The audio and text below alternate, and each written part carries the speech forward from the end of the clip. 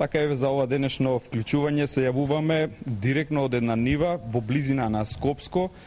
Ако може да забележат и гледачите, ако се забележува, ова е насад под лешници и зборуваме за темата лешници и за тоа од каде идејата веќе на големо да се шири лешникот во Македонија. Разговараме со господин Крстевски. Каде се наоѓаме, колкава нива е, колку е стар насадот? Моментално се наоѓаме во околината на Скопје, во Бутел 1, Карши гробиштата. Насадот е на 2 хектари се распротега, веќе е во 3-та година.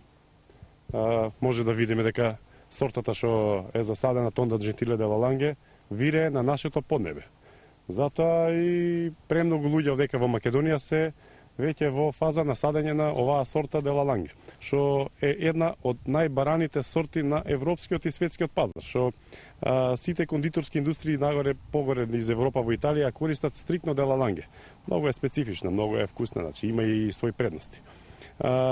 Парцелата е државно земјиште, што пред 4 години земав државно земјиште под концесија. Ти не си земјоделец? Не сум земјоделец, да, ова е значи за нас што не сме земјоделци, бизнисов е идеален за одржавање.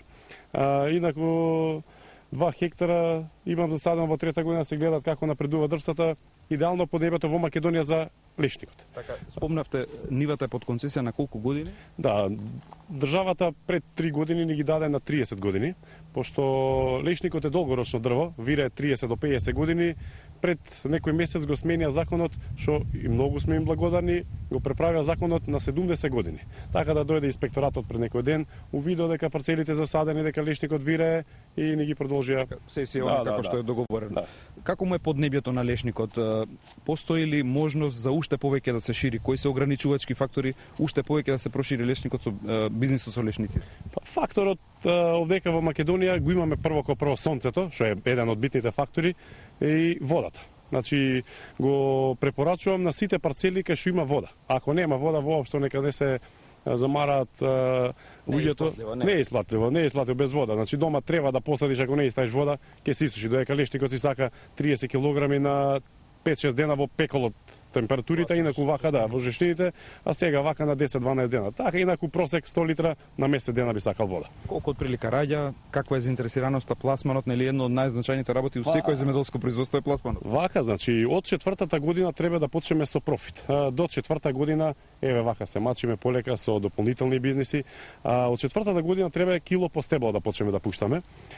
Инаку италијаните 7-та година викаат профитабилна година која треба 2 тона по хектар да почне да пушта. Инаку во моментот цената, откупната цена е 5 евра кило некршен на нашата сорта де Лаланге, што ја имаме ние веќе посадено. Добро, ова е генерално се планира некаков извоз, го бараат италијаните како сорта, велите специфична за нивната кондиторска индустрија? Да, значи садниците што ги взимаме ги подигаме со договор за откуп, значи сортата италијанска и родот иде за Италија, значи се е гарантирано. Како е заинтересираноста за домашниот пазар? Колкави се тука цените сега?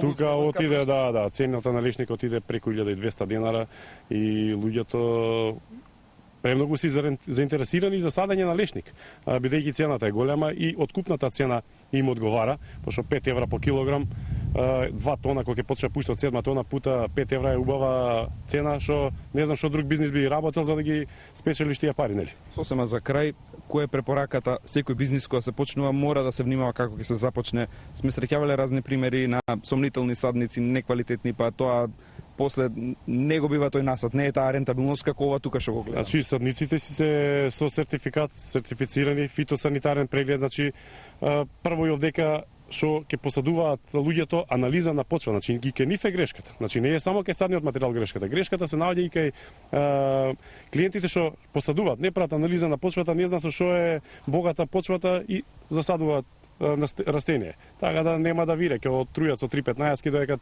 ако има азот, джабе ќе отруја со азот.